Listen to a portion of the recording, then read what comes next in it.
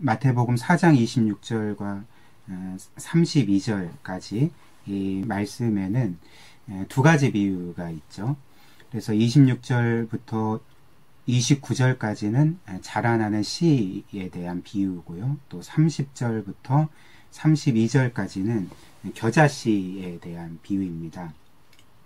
그리고 이 두 가지 비유는 공통점이 있죠. 어떤 공통점일까요?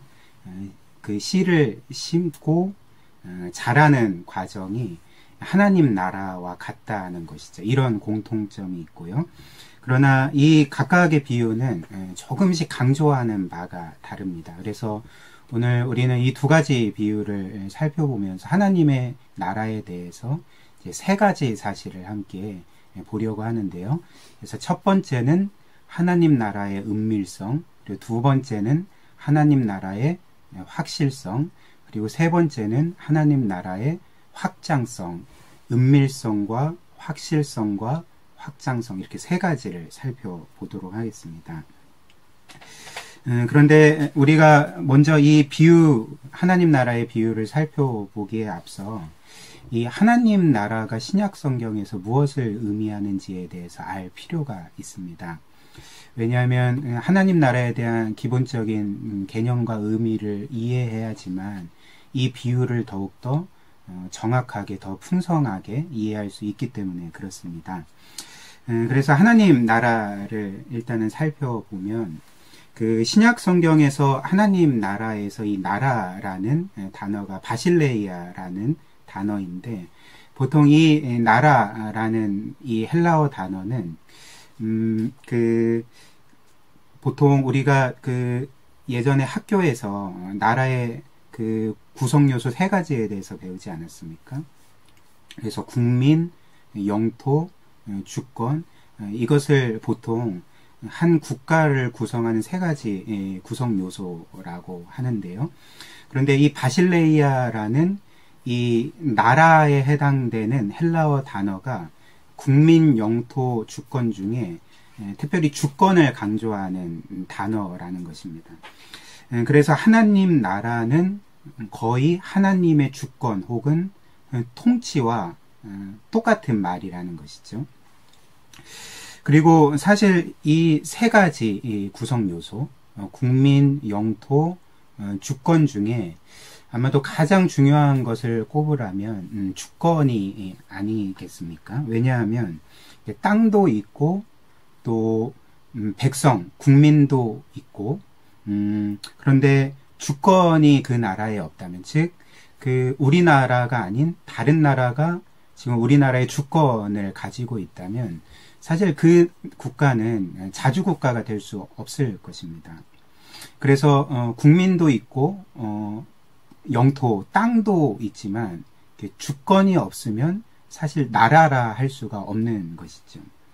그래서 예를 들면 우리나라도 일제 치하 때 그 일본에게 국권을 빼앗기지 않았습니까? 그래서 백성도 있었고 땅도 있었지만 사실 우리는 일본이라는 나라의 어떤 면에서 이제 속국으로 그렇게 존재했던 시기가 그 일제 치하였던 것이죠.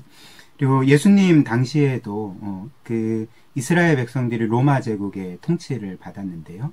그래서 이들도 사실 어떤 면에서는 주권이 빼앗긴 상태에서 살아갔던 것이죠. 그러니까 그 자주국가를 할 수 없는 상태였던 것입니다.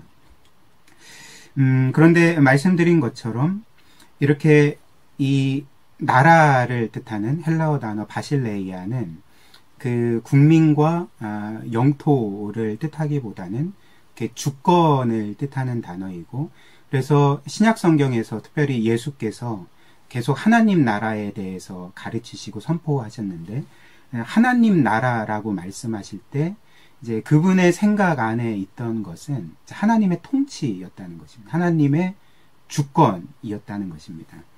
그리고 이는 예수님의 말씀을 통해서도 우리가 확인할 수가 있는데요. 누가복음 11장 20절에 보면 이렇게 말씀하시죠. 그러나 내가 만일 하나님의 손을 힘입어 귀신을 쫓아낸다면 하나님의 나라가 이미 너희에게 임하였느니라. 이렇게 말씀을 하셨습니다. 여기에서 하나님의 손이라는 것은 성경에서 보통 하나님의 손 혹은 하나님의 팔, 이런 그 단어는 사실 하나님의 능력을 뜻하는 비유적인 표현입니다. 즉 예수께서 하나님의 손, 즉 하나님의 능력을 힘입어서 귀신을 쫓아낸다면 하나님의 나라가 이미 너희 가운데 임한 것이다. 이렇게 말씀을 하신 것이죠. 즉 하나님의 손이라고 표현되는 하나님의 그 통치와 주권과 능력이 임하면서 귀신들이 떠나갔는데 그것 자체가 하나님의 나라라는 것입니다. 그리고 마가복음 9장 1절에서도 예수님이 이렇게 말씀하셨죠. 또 그들에게 이르시되 내가 진실로 너희에게 이르노니 여기 서 있는 사람들 중에는 죽기 전에 하나님 나라가 권능으로 임하는 것을 볼 자들도 있느니라 하시니라. 이렇게 말씀하셨습니다. 지금 예수님께서 하나님 나라를 어떻게 표현하고 계시죠? 권능으로 임하는 것으로 표현하고 계시지 않습니까? 즉 여기서도 하나님의 나라는 하나님의 권능인 것이죠. 하나님의 주권과 통치가 임하는 것을 하나님 나라로 말씀하셨던 것이죠. 그래서 결론적으로 이렇게 하나님의 나라는 이제 하나님의 주권이고 하나님의 통치인 것을 우리가 기억할 필요가 있습니다. 그리고 이런 그 의미에서 하나님의 나라를 이제 세 가지 차원으로 말할 수가 있습니다. 그래서 첫 번째는 지금 천상에 있는 하나님의 나라, 그리고 두 번째는 그리스도께서 오심으로 이 땅에 임한 하나님의 나라고요. 그리고 마지막 세 번째는 마지막 날 이루어지고 완성될 하나님의 나라. 이렇게 세 가지 차원에서 우리는 하나님의 나라에 대해서 생각할 수가 있는 것이죠. 그래서 첫 번째로 이 하나님 나라는 지금 천상에 있죠. 영원부터 영원까지 천상에 하나님의 나라, 하나님의 통치와 주권이 구현되고 있는데 이제 그곳은 어떤 곳일까요? 삼위 하나님이 좌정에 계시고 그리고 그 수를 셀 수 없는 수많은 천사들이 그분을 높이고 경배하고 그분을 섬기고 있고 또 구원받은 성도들의 영이 천사들과 함께 하나님을 예배하고 영화롭게 하는 곳, 그곳이 천상에 있는 하나님의 나라, 즉 하나님의 주권과 통치와 뜻이 온전히 이루어지는 곳, 그곳이 바로 지금 하늘에 있는 하나님의 나라인 것이죠. 그리고 이런 이유로 예수님이 우리에게 주기도문을 가르쳐 주시면서 이제 어떻게 기도하라고 말씀하셨습니까? 그 아버지의 뜻이 하늘에서 이루어진 것과 같이 땅에서도 이루어지도록 기도하라 이렇게 말씀을 하셨는데 지금 이미 영원부터 영원까지 하늘에서는 천상에서는 하나님의 뜻이 온전히 이루어지고 있지만 죄가 많은 이 세상 가운데는 하나님의 뜻이 잘 이루어지지 않고 있는 것이죠. 특별히 죄인들과 그리고 그들의 삶 가운데 여전히 하나님의 통치와 그 뜻이 이루어지지 않고 있는데 그 뜻이 하늘에서 이루어진 것처럼 이 땅에서도 죄인들의 삶 가운데서도 모든 사람들 가운데서도 이루어지도록 기도하라 이렇게 말씀을 하신 것이죠. 그래서 여기에서도 우리는 지금 하늘에서 이렇게 영광스럽게 하나님의 통치를 받고 있는 그 하나님 나라를 보게 되는 것입니다. 그리고 두 번째는 그리스도께서 이 땅에 오심으로 시작된 하나님 나라를 생각할 수가 있는데요. 우리가 방금 본 그 누가복음 11장 20절 말씀 다시 보면 그리스도께서 하나님의 손, 즉 하나님의 능력을 힘입어 귀신을 쫓아낸다면 하나님 나라가 이미 너희 가운데 임하였다 이렇게 말씀을 하셨는데 즉 이제 그리스도께서 이 땅에 오시고 권능으로 그 복음의 능력으로 사역하실 때에 그 악한 영들이 쫓겨나지 않았습니까? 그래서 그리스도께서 이 땅에 오심으로 하나님의 통치가 시작되었고 그것 자체가 이미 우리 가운데 사람들 가운데 임한 하나님의 나라인 것입니다. 이 땅에 임한 하나님의 나라인 것을 보여주고 있고요. 누가복음 17장 20절과 21절 말씀에서 보면 이렇습니다. 바리새인들이 하나님의 나라가 어느 때에 임하나이까 묻거늘 예수께서 대답하여 이르시되 하나님의 나라는 볼 수 있게 임하는 것이 아니요 또 여기 있다 저기 있다고도 못하리니 하나님 나라는 너희 안에 있느니라. 이런 말씀을 하시는 것이죠. 바리새인들이 하나님 나라가 언제 임합니까?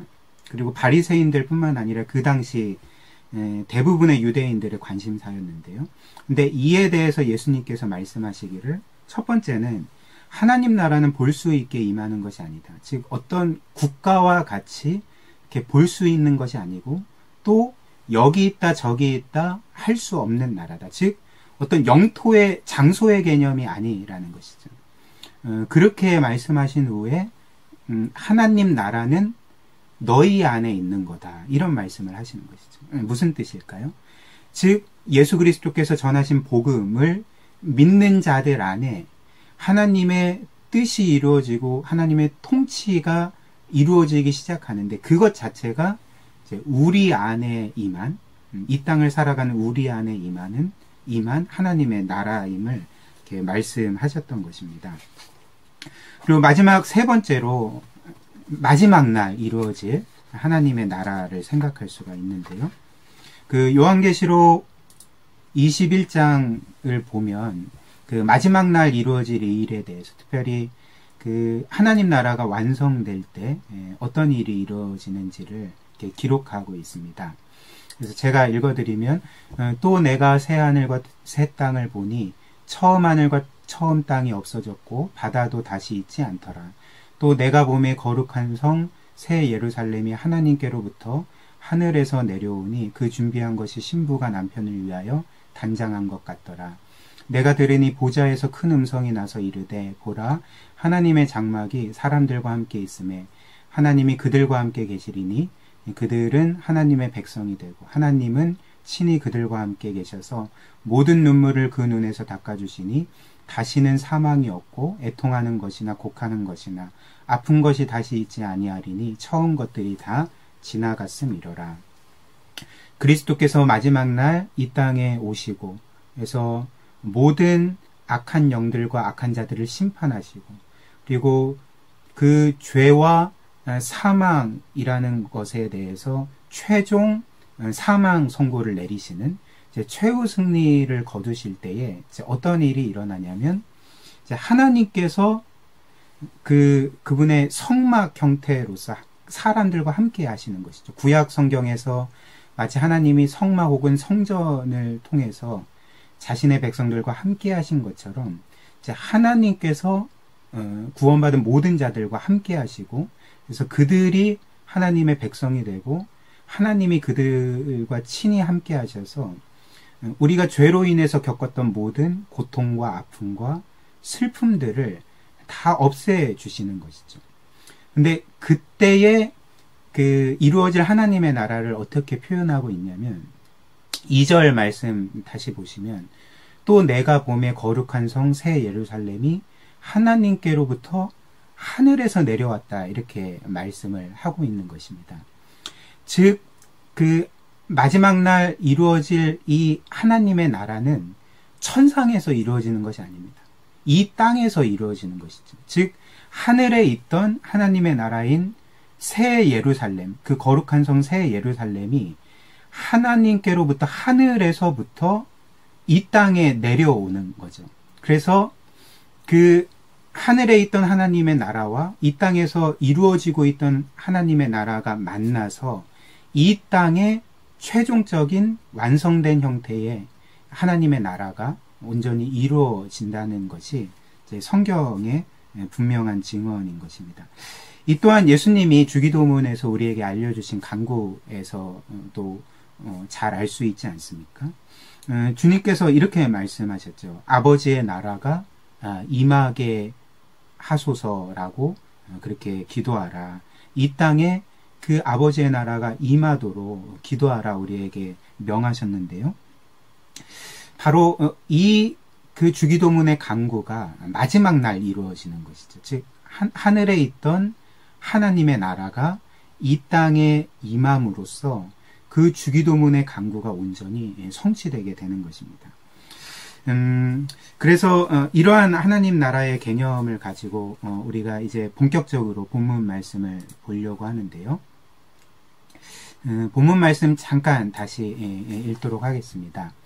또 이르시되 하나님의 나라는 사람이 씨를 땅에 뿌린과 같으니 그가 밤낮 자고 깨고 하는 중에 씨가 나서 자라되 어떻게 그리 되는지를 알지 못하느니라.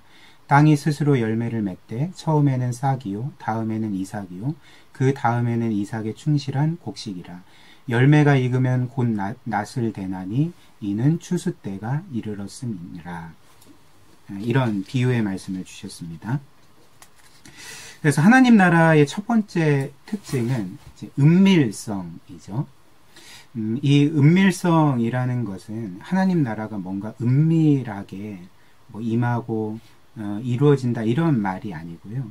하나님 나라가 세워지고 또 커져가는 그 모든 과정들이 우리에게 쉽게 알 수 없는 방법으로 이루어진다는 것을 저는 이렇게 은밀성으로 표현을 한 것입니다. 그래서 이 비유의 말씀처럼 어떤 씨 뿌리는 자가 땅에 씨를 뿌리고 심으면 이제 하루 만에 곧바로 나무가 되는 것은 아니지 않습니까? 이제 일단은 시간이 필요하고 또 사실 우리가 땅에 씨를 심었다 할지라도 이게 정말 자라고 있는지 혹은 죽지는 않았는지 전혀 알 수가 없는 것이죠. 그 씨가 땅 안에 숨겨져 있기 때문에 땅 속에서 어떤 일이 이루어지고 있는지 우리는 전혀 알 수 없습니다. 우리에게 숨겨져 있는 것이죠. 그리고 그 씨가 자라는지 자라지 않는지도 모르고 그리고 죽었는지 살았는지도 우리가 쉽게 알 수 없는 것입니다. 그러나 시간이 지나면 어떻게 될까요? 이 씨가 어느새 뿌리를 서서히 내려서 싹을 내고 줄기를 내고 또 잎사귀를 내고 결국에는 열매를 맺게 되는 것이죠. 근데 하나님 나라가 이와 같다는 것입니다. 처음에 예수님께서 이 땅에 오심으로써 시작하신 그 하나님의 나라도 사실 이 씨앗과 같이 잘 보이지가 않았습니다. 물론 우리가 복음서에서 보는 것처럼 처음부터 수많은 사람들이 예수님을 따랐고 많은 사람들이 예수님에 대해서 열광을 했지만 그러나 우리가 계속 그 복음서를 통해서 살펴본 것처럼 이들 중에 상당수는 그 예수님의 말씀 때문에 예수님을 따랐다기보다는 예수님의 행하신 기적 때문에 혹은 기적을 통해 베풀어 주신 떡 때문에 예수님을 따랐던 자들이 아니었습니까? 그리고 그 이후에 예수님의 삶 가운데 계속 위기가 있었던 것이죠. 점점 사람들이 예수님을 적대적으로 대하기 시작했고 특별히 바리새인들과 서기관들의 경우는 예수님에게 악의를 품고 예수님을 죽이려고 했습니다. 그리고 결국 이 악한 자들에 의해서 우리 예수님께서 십자가에 못 박혀 죽임을 당하게 되신 것이었죠. 물론 3일 만에 부활하셨지만 예수님의 제자들은 한동안은 두려움에 떨었습니다. 그러나 예수님께서 하늘에 오르신 후에 성령께서 오순절에 그 사도들과 120명의 제자들 가운데 강력하게 임하시고 그래서 그 즉시 그 사도들이 성령의 능력으로서 복음을 전할 때에 하루에 5,000명의 사람들이 그리스도를 믿고 회심하는 사건이 일어나게 됩니다.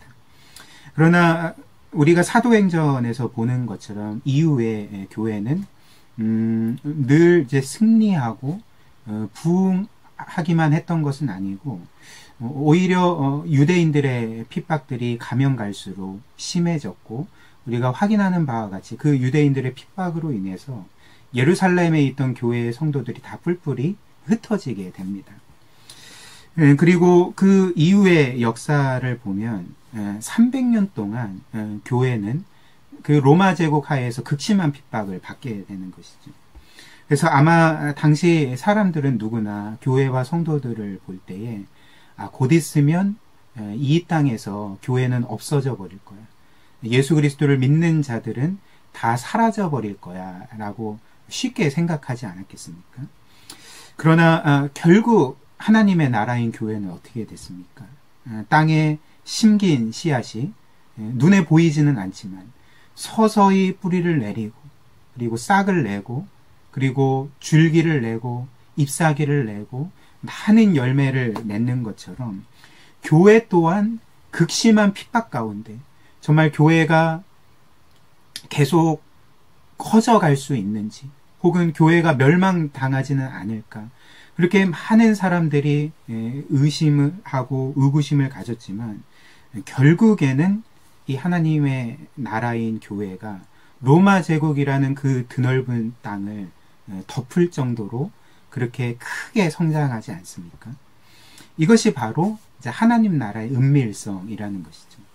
즉 이처럼 하나님 나라가 심겨지고 세워지고 자라나고 확장돼가는 모든 과정들이 우리에게는 잘 보이지 않지만 그리고 어떻게 이런 일들이 이루어지는지 우리가 잘 알 수는 없지만 분명한 사실은 이 하나님의 나라는 결국은 많은 열매들을 맺을 정도로 크게 성장하게 된다는 것입니다.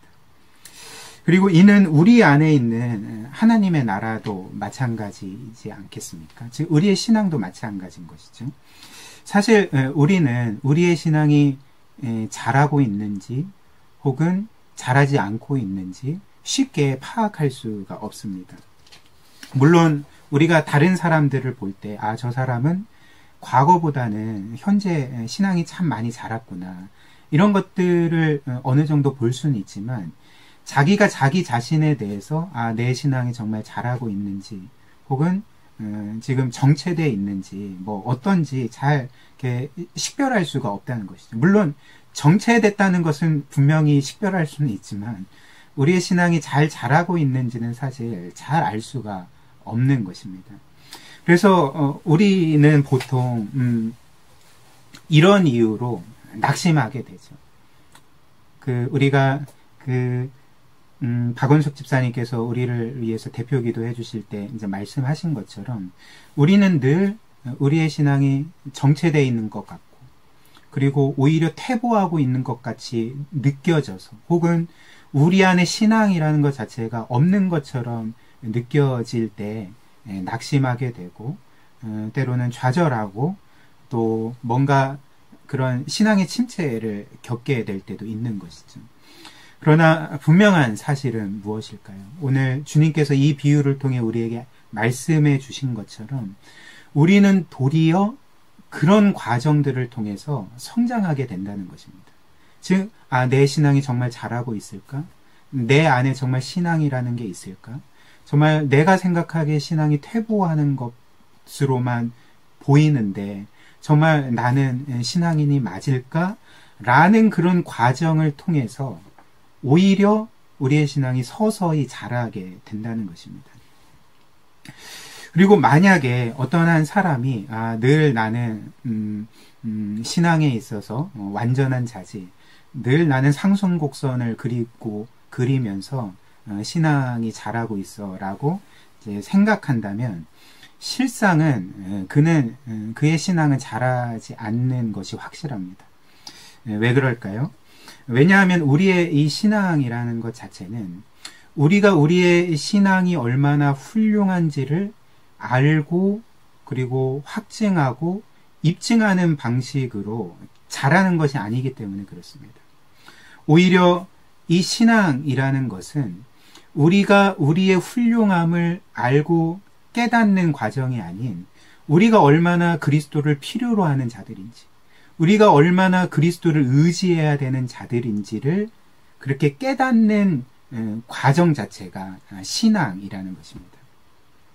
이런 이유로 도리어 우리 자신이 실패한 것처럼 여겨질 때, 우리 안에 신앙이 퇴보하는 것처럼 느껴질 때, 우리 안에 신앙이라는 것이 없는 것처럼 여겨질 때 도리어 예수 그리스도를 의지하고 붙들고 끊임없이 그분의 은혜의 보좌 앞으로 나아가는 그 과정을 통해서 이제 우리의 신앙이 자라나고 그것 자체가 그 참된 신앙, 믿음이라는 것입니다.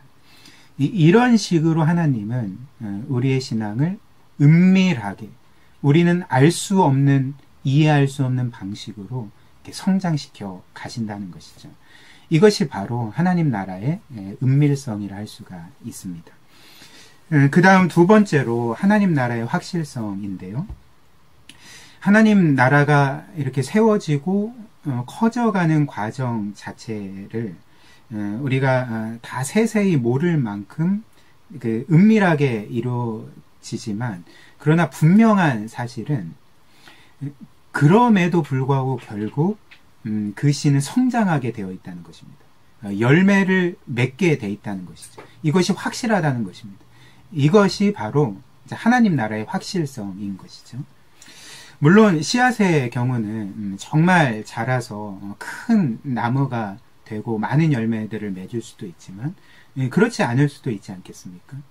씨앗을 땅에 심었는데 그 씨가 어떤 이유로 죽어버릴 수도 있는 것이죠. 그러나 씨앗과는 달리 이 땅에 심겨진, 또 우리 안에 심겨진 하나님의 나라는 결코 실패될 수가 없습니다. 왜 그럴까요? 하나님 나라를 심으시고 세우시고 자라게 하시고 많은 열매를 맺게 하시는 분은 사실 하나님 자신이기 때문에 그런 것이죠. 이는 우리가 말씀을 통해서도 볼 수가 있는데요. 골로새서 2장 19절 말씀 보시면 개역개정 성경은 아니고 이제 새번역 성경입니다. 제가 읽어드리겠습니다. 온 몸은 머리이신 그리스도로부터 각 마디와 힘줄을 통하여 영향을 공급받고 서로 연결되어서, 여기에서 이 온몸이라는 것은 교회를 가리키는 것이죠. 그러니까 하나님의 나라인 교회를 가리키는 것인데, 그래서 이 교회는 머리이신, 교회의 머리이신 그리스도로부터 각 마디와 힘줄을 통하여서 영향을 공급받고 서로 연결되어 있는데, 결국 이 몸을 자라게 하는 분은 우리가 아니라, 우리 어떤 노력이 아니라 하나님께서 자라게 하시는 대로 자라난다는 것이죠. 즉, 이 하나님의 나라, 그리고 우리의 신앙, 이 교회를 세우시고 성장시켜 가시는 분은 하나님이시라는 것입니다. 그리고 또 한 가지 말씀이 고린도전서 3장 15절, 죄송합니다. 고린도전서 3장 5절부터 7절인데요.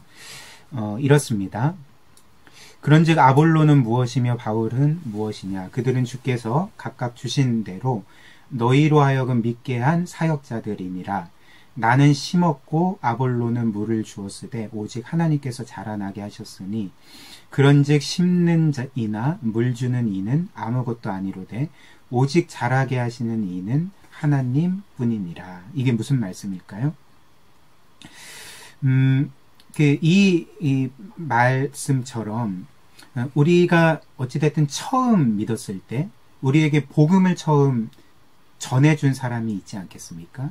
이제 그를 씨를 심은 사람이라고 한다면, 그리고 그 이후에 우리가 신앙이 자라도록 하나님의 말씀을 가르쳐준 자가 또 있지 않겠습니까? 이제 그 자를 물을 준 사람이라고 친다면, 그러나 이렇게 씨를 심은 자도 있고 물을 준 자도 있지만, 그러나 자라게 하는 분은 심는 자도 아니고 물을 주는 자도 아니라는 것이죠. 즉 복음을 전하는 자도 아니고 하나님의 말씀을 가르쳐주는 자도 아니라 바로 하나님만이 우리를 영적으로 자라게 하시는 분이라는 것입니다. 그래서 아무리 뛰어난 설교자라 할지라도, 혹은 아무리 뛰어난 목자라 할지라도 한 사람의 신앙을 자라게 할 수는 없는 것이죠. 복음을 전할 수는 있지만, 하나님의 말씀을 가르칠 수는 있지만, 실제로 그의 영혼을 영적으로 자라게 하시는 분은 설교자도 아니고 목자도 아니고 하나님 자신이시라는 것입니다.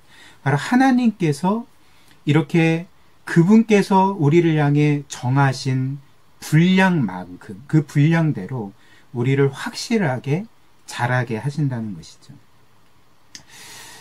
그리고 이렇게 하나님께서 우리를 자라게 하실 것이라는 분명한 증거를 우리가 또 생각하게 되는데요. 정말 우리가 이런 내용들, 하나님께서 분명히 우리를 그분이 정하신 분량만큼 자라게 하실 거다라는 것을 우리가 확실히 믿을 수 있는 증거가 무엇이겠습니까? 가장 확실한 증거는 바로 그 하나님이 우리를 위해 독생자 예수 그리스도를 아낌없이 내어주셨다는 것입니다. 그 하나님께서 자신의 아들을 우리를 위해 십자가 죽음에 아낌없이 내어주셨다는 그 사실 자체가 하나님이 우리를 결국에는 그분이 정한 분량대로 분량에 이르기까지 성장시키신다는 분명한 증거가 된다는 것이죠. 왜 그럴까요? 하나님은 우리를 구원하시기 위해서 이 외아들 예수 그리스도를 이 땅에 보내실 때, 그래서 십자가에 죽임 당하도록 허락하셨을 때 이제 뜻하신 바가 단지 우리를 그 영원한 형벌로부터, 영원한 심판과 그로 말미암는 비참함으로부터 구원해 주시기 위해서만 그 예수를 우리를 위해 내어주신 것이 아니었습니다. 즉 하나님께서 우리에게 내가 너희를 이렇게 구원해 주셨으니까 이후로는 이제 너희들의 뜻대로 살거라, 이렇게 말씀하시면서 그리스도를 우리를 위해 내어주신 것이 아니라는 것이죠. 하나님은 더 나아가서 우리를 자녀 삼으시기 위해서 하나님의 자녀가 아닌 우리들을 입양하여 하나님의 자녀로 삼으시고, 그리고 더 나아가 우리를 하나님의 자녀다운 모습으로 빚으시고 세우시고 완성하시기 위해서 그리스도를 내어주셨다는 것입니다. 이를 위해서 그 하나님께서 우리를 위해 무한한 희생을 치르셨다는 것이죠. 사랑하는 성도 여러분, 정말 하나님께서 이토록 무한한 대가와 희생을 치르시면서 우리를 위해 구원하시고, 그 목적 자체가 정말 하나님의 자녀로서 우리를 빚어가시기 위함이었다면 하나님이 이 일에 실패를 하실 수가 있겠습니까? 결코 그럴 수가 없는 것이죠. 이에 대해서 로마서 8장 29절과 30절이 이렇게 말하는데요. 하나님이 미리 아신 자들을 또한 그 아들의 형상을 본받게 하기 위하여 미리 정하셨으니 이는 그로 많은 형제 중에서 맏아들이 되게 하려 하심이라. 또 미리 정하신 그들을 또한 부르시고 부르신 그들을 또한 의롭다 하시고 의롭다 하신 그들을 또한 영화롭게 하셨느니라. 이렇게 말씀을 하십니다. 즉 하나님께서 영원 전부터 우리를 구원하시기로 이렇게 정하셨는데, 그 목적 자체가 이 말씀과 같이 그 아들의 형상을 본받게 하기 위하여 미리 정하셨다, 이렇게 말씀을 하시는 것이죠. 즉 예수 그리스도의 형상으로 우리를 만들어 가시기 위해서, 완성시키시기 위해서 우리를 미리 정하셨고, 정하신 우리를 복음으로 부르셨고, 그리고 우리를 그 예수 그리스도의 완전한 대속의 은혜에 의하여 의롭다 하시고 마지막에는 영화롭게 하실 거다. 즉 그리스도를 완전하게, 그분의 영광과 거의 동일하게 우리를 그렇게 영광스러운 모습으로 완성시키실 것이다, 이 말씀을 하고 계시지 않습니까? 그러므로 우리는 우리의 신앙생활에서 거듭 끝없이 실패를 경험하지만, 죄를 짓고 때로는 불순종하고 또 이 신앙의 길에서 실패하여 넘어지지만, 그러나 우리의 이 모든 실패가 하나님의 실패를 의미하지는 않는다는 것입니다. 하나님은 영원 전부터 우리를 향해 가지신 계획, 그 독생자를 희생시키시면서까지 이루시고자 했던 그 영원한 계획을 반드시 이루셔서 우리를 그 아들의 형상으로 빚으실 것이고 완성시켜 가실 것이고 마지막에는 영화롭게 하신다는 것입니다. 이것이 바로 하나님 나라의 확실성인 것이죠. 즉 이 땅에 임한 하나님의 나라도 마지막 날 결국에는 완성되어질 것처럼 우리 안에 있는 하나님 나라도 결국 확실하게 완성으로 나아가고 결국에는 완성에 이를 것입니다. 이것이 바로 하나님 나라의 확실성인 것이죠. 그리고 마지막으로 하나님 나라의 확장성입니다. 이를 보여주는 비유가 오늘 주님께서 우리에게 해주신 겨자씨의 비유인데요. 다시 한번 읽도록 하겠습니다. 또 이르시되 우리가 하나님 나라를 어떻게 비교하며 또 무슨 비유로 나타낼까? 겨자씨 한 알과 같으니 땅에 심길 때에는 땅 위의 모든 씨보다 작은 것이로되 심긴 후에는 자라서 모든 풀보다 커지며 큰 가지를 내나니 공중의 새들이 그 그늘에 깃들일 만큼 되느니라. 이렇게 말씀하셨죠. 예수님이 말씀하신 것처럼 이 겨자씨라는 것은 아마도 이 세상의 모든 씨들 중에 가장 작은 씨에 속할 것입니다. 그래서 제가 어느 자료를 보니까 이 겨자씨가 얼마나 작냐면 겨자씨 2만 개를 합해도 그 무게가 28g 밖에 되지 않는다고 합니다. 그래서 이 겨자씨 그 2만 개의 합이 28g 밖에 안 되니까 겨자씨 하나는 얼마나 작겠습니까? 정말 그 눈에 잘 보이지 않을 만큼 작은 것이 바로 이 겨자씨라 할 수가 있는데요. 근데 그 자료에 따르면 이런 아주 작은 겨자씨 하나를 땅에 심으면 그 몇 주 안에 거의 3m 혹은 3.6m까지 자란다고 합니다. 그래서 이 겨자씨가 가장 작은 심에도 불구하고 시간이 지나면 주변의 어떤 나무보다 어떤 식물보다도 이제 커지게 되어서 주님의 말씀과 같이 심지어 새들이 깃들 정도로 이렇게 커지게 된다는 것이죠. 그런데 예수님의 말씀에 따르면 이 하나님 나라가 이런 겨자씨와 같다는 것이죠. 그래서 이 하나님 나라, 이 교회는 사실 처음에는 정말 겨자씨와 같이 작았던 것입니다. 즉 그리스도께서 이 땅에 오심으로 시작된 이 하나님 나라는 사실 그 당시 그 유대 지역을 지배하고 있었던 로마 제국에 비해서는 정말 뭐 아무것도 아니었던 것이죠. 정말 겨자씨와 같이 보이지 않을 정도로 너무나도 작은 크기였던 것입니다.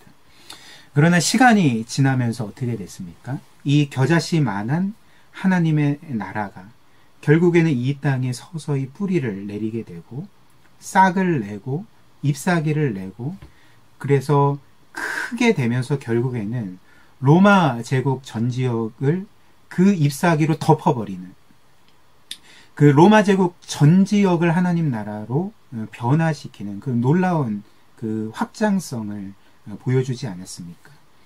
그래서 이 겨자씨만한 아주 작은 크기로 시작된 하나님 나라를 통하여서 복음이 선포되고 그래서 로마 제국 그 안에 있던 수많은 사람들이 예수 그리스도를 믿고 구원받게 되었고 그 전역의 수많은 교회들이 세워지게 되면서 정말 겨자씨와 같이 처음에는 아주 작은 크기였지만 마지막에는 정말 크게 확장되었던 것을 우리가 이제 보게 되는 것입니다.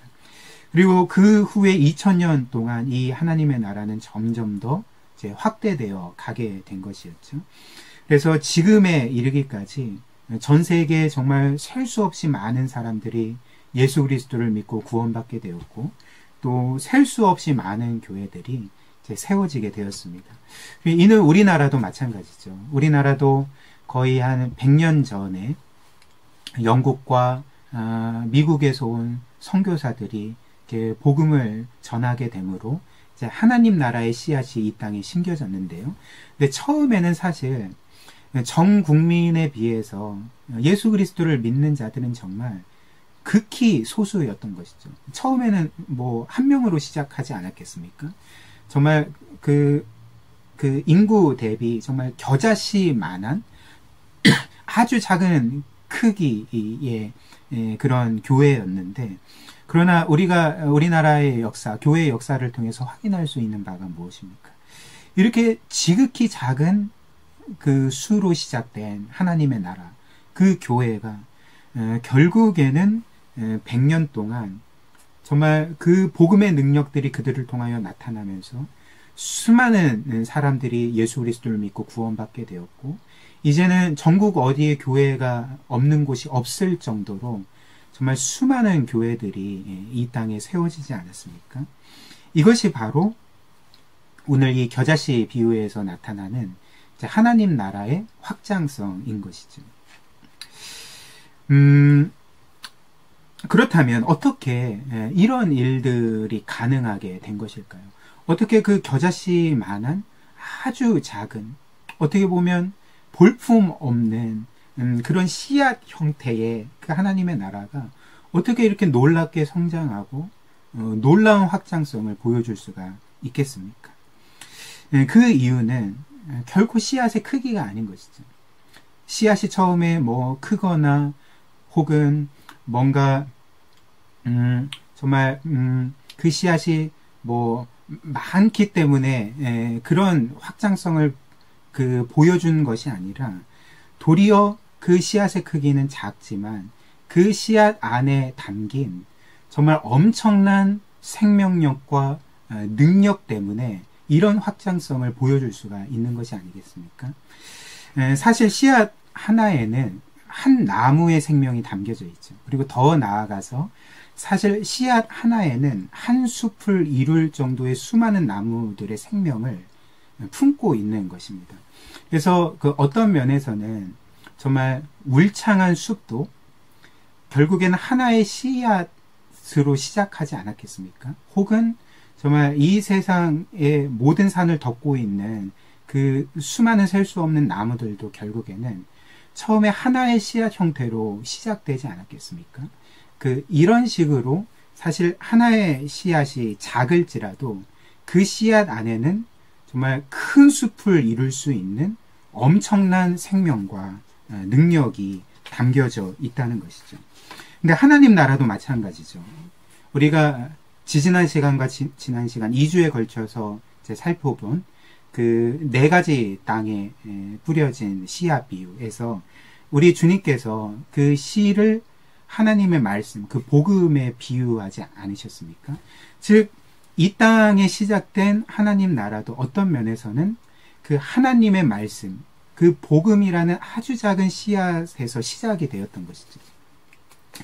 그러나 그 씨앗 안에, 하나의 씨앗 안에 숲 전체가 담겨져 있는 것처럼, 그 엄청난 생명과 능력이 담겨져 있는 것처럼, 이 하나님의 말씀과 복음이라는 씨앗 안에도 하나님의 그 무한한 능력과 그 풍성한 생명이 담겨져 있기 때문에 이 씨앗이 심겨질 때, 아주 작은 씨앗임에도 불구하고 그 씨앗 안에 그 담긴 엄청난 생명과 능력들이 발휘되면서 하나님 나라가 놀랍게도 확장되는 것입니다.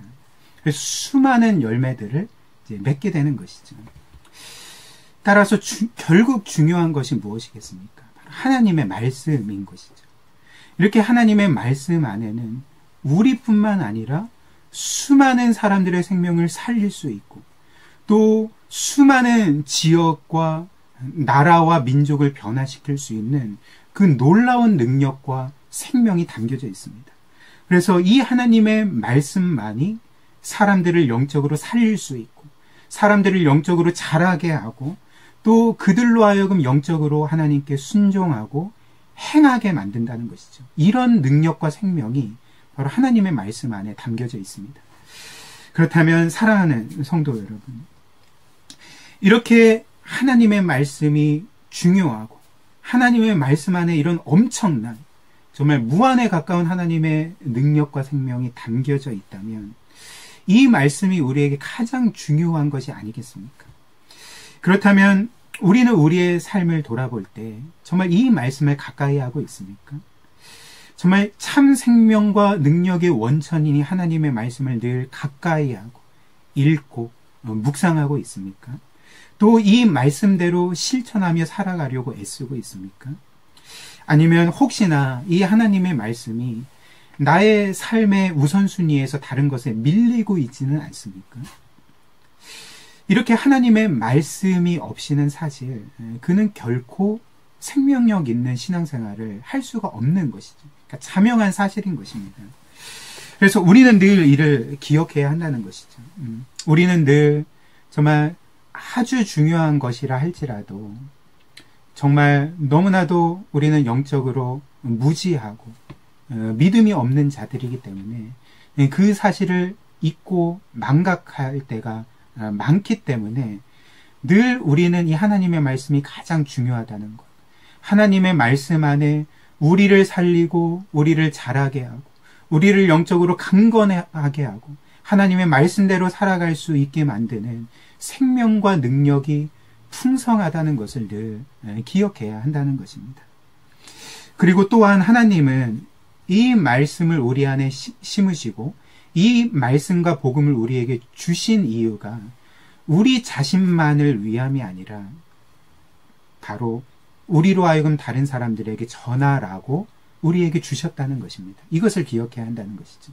그래서 하나님께서 우리에게 주신 이 말씀은 우리에게 은혜일 뿐만 아니라 우리에게 또 다른 의무가 되는 것입니다. 즉 다른 사람들에게 전하라고, 다른 사람들에게 선포하라고, 다른 사람들에게 가르치라고, 다른 사람들에게 생명을 주라고, 그들에게 영적인 유익이 되게 하라고 우리에게 이 하나님의 말씀과 복음을 전할 사명을 주셨다는 것입니다.